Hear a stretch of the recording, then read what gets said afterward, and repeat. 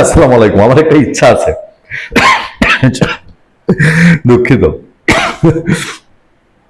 এই যে নির্বাচনটা গেল না, 12ই জানুয়ারি নির্বাচন, 12ই ফেব্রুয়ারি নির্বাচন, এই নির্বাচনের 2 মাস আগে থেকে, মানে যেদিন থেকে ওসমান হাদি মারা গেছেন, ওসমান হাদি তো তফসিল ঘোষণার পর দিনে মারা গেলেন, এই দিন থেকে আজকে পর্যন্ত ঢাকা 8 আসন কেন্দ্রিক নাসিরউদ্দিন পাটোয়ারির যে বয়ান, আগামী বইমেলায় নাসিরউদ্দিন পাটোয়ারির বয়ান সমগ্র, সম্পাদনায় আতিক রহমান পূর্ণিয়া, একটা যদি বাইর করি, আমার ধারণা এটা মোটামুটি বাম্পার।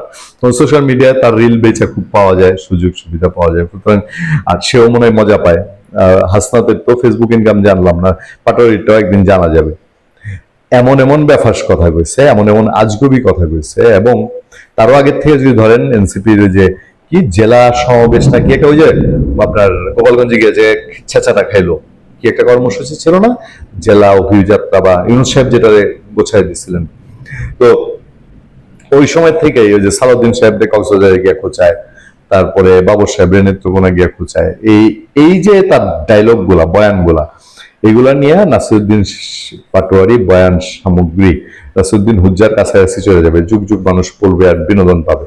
রাজনৈতিক নেতা নাকি একজন, আর কি কি ব্যাপার কথা কইছে, হঠাৎ করে বোধহয় এই যে চারদিকে যে সমালোচনা হইতেছে যে মির্জা আব্বাস যে স্ট্রোক করছে, এটার পেছনে কি নাসিরউদ্দিন পাটোয়ারির যন্ত্রণা দায়ী কিনা।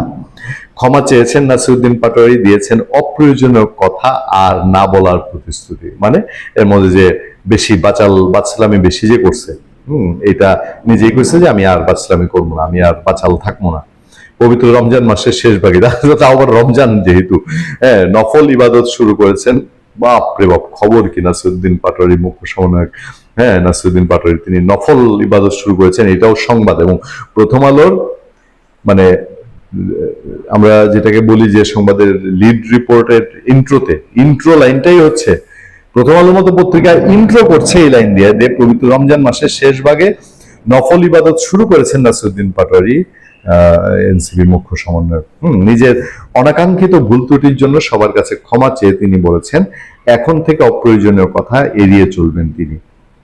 শুভাকাঙ্ক্ষী সহ সবার কাছ থেকে পরামর্শ নেওয়ার পর আজ বুধবার ভোরে নিজের ভেরিফাইড ফেসবুক অ্যাকাউন্টে এক পোস্টে এই প্রতিশ্রুতি দেন নাসিরউদ্দিন পাটোয়ারি। নিশ্চয়ই সেক্রেটারি খায়া মাথাতে একটু ঠান্ডা ছিল। জুলাই গণ অভ্যুত্থানে নেতৃত্ব দেওয়া তরুণদের গড়া দল আশা নিরাশায় পর্যবসিত করা দল জাতীয় নাগরিক পার্টির নেতা নাসিরউদ্দিন পাটোয়ারি ত্রয়োদশ সংসদ নির্বাচনে প্রার্থী হওয়ার পর থেকে নানা ঘটনায় আলোচিত, নানা অঘটনের ঘটনপটীয়সীও তিনি। ঢাকা 8 আসনে প্রার্থী হয়ে প্রতিদ্বন্দ্বী প্রার্থী বিএনপির জ্যেষ্ঠ নেতা মির্জা আব্বাসের বিরুদ্ধে আক্রমণাত্মক বক্তব্যের জন্য তিনি সমালোচনায়ও পড়েছিলেন, এখনো আছে সমালোচনা। প্রথম আলো চাইলে তার মুক্তি দিয়ে দিতে পারবে না। এবার তিনি ওই বাদ ফজর ফেসবুক পেজ পোস্টে লেখেন, আমার কোনো কথা বা কাজে অনিচ্ছাকৃতভাবে কেউ কষ্ট পেয়ে থাকলে আন্তরিকভাবে ক্ষমা প্রার্থনা করছি। আপনাদের দোয়া, ভালোবাসা ও পরামর্শ আমার পথ চলার শক্তি।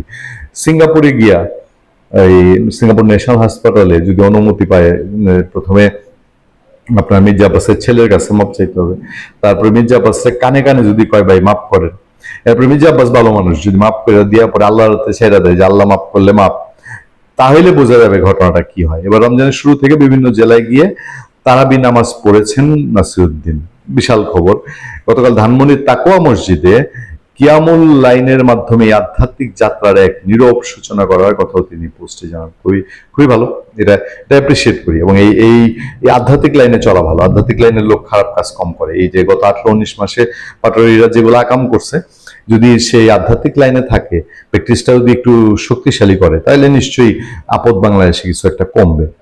নাসিরউদ্দিন পাটোয়ারি লেখেন, গত কয়েকদিনে বয়োজ্যেষ্ঠ বন্ধু, রাজনৈতিক শুভাকাঙ্ক্ষী, মন্ত্রী, এমপি ও প্রিয় সহযোদ্ধাদের সাথে কিছু আন্তরিক কথা বলার সুযোগ হয়েছিল। সবার কাছ থেকে একটি সুন্দর দিক নির্দেশনা পেয়েছি। ব্যক্তিগত আক্রমণে এড়িয়ে চলা, অপ্রয়োজনীয় কথাবার্তা থেকে দূরে থাকা এবং গঠনমূলক আলোচনায় মনোযোগ দেওয়া। আমার ধারণা কি, তার যদি সত্যি কোনো শুভানন্দ থেকে থাকে, তাহলে মানে আমার সাথে যদি এরকম ফ্রি অ্যান্ড ফ্র্যাঙ্ক রিলেশন হইতো, আমি কইতাম যে বাপ, তুমি কি শেখ হাসিনার দেখে তোমার শিক্ষা হয় না? শেখ হাসিনার কথা তুমি ভুলে গেছো তুমি নাকি? যদি ভুলে না গিয়া থাকো, তাহলে এইটা একটু মনে রাখো যে তার জিব্বাটা, শেখ হাসিনার জিব্বাটা তার জন্য বিরাট একটা সর্বনাশ করছিল। তো এই সর্বনাশ যদি রে বাবা তুমি তোমার নিজের দায়কে আনতে চাও, তাহলে তোমার নিজের জিব্বা সামলাও। নিশ্চয়ই কেউ না কেউ এই বুদ্ধি তারে দিছে। আমি বিনয়ের সাথে সেই পরামর্শগুলো গ্রহণ করছি এবং আরো শান্ত ও দায়িত্বশীলভাবে পথ চলার চেষ্টা করব।